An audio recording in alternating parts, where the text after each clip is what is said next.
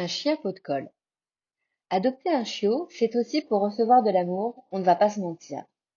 Mais quand cet amour devient un vrai pot de colle qui vous suit dans vos allées et venues et qui ne respecte même plus votre moment d'intimité, ça peut devenir problématique. Quand votre ego est flatté par la grande excitation de votre chiot ou de votre chien quand vous rentrez de votre journée, c'est l'autonomie de votre animal qui est en question. La prochaine étape, c'est l'arrivée de l'anxiété de séparation. Il est logique qu'un chiot ou qu'un chien réagisse positivement au retour de son humain.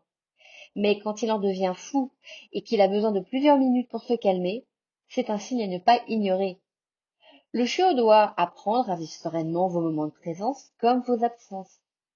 Si les premiers sont trop vécus comme une fête, les seconds seront une source de stress. C'est donc un équilibre à trouver. C'est pour son bien. Sinon, ça va être compliqué pour lui et c'est là que les destructions, les aboiements et ou la malpropreté en votre absence peuvent apparaître. De votre côté, vous allez appréhender vos départs et vos absences, et ce n'est pas ça qui va aider votre chien, bien au contraire. Oui, il y a des chiens avec qui on peut faire la fête sans souci, avec qui on peut dormir dans la même pièce la nuit, et qui n'en deviendront pas pour autant des gros pots de colle. Ceux-là ne proposeront d'ailleurs même pas d'anxiété de séparation. Avec d'autres, ce n'est pas la même histoire. Ça peut paraître injuste, mais chaque chien est différent et chaque humain doit s'adapter à son chien pour trouver le bon équilibre à deux. L'autonomie d'un chien, ça se travaille pour son bien, en fonction de son émotionnel.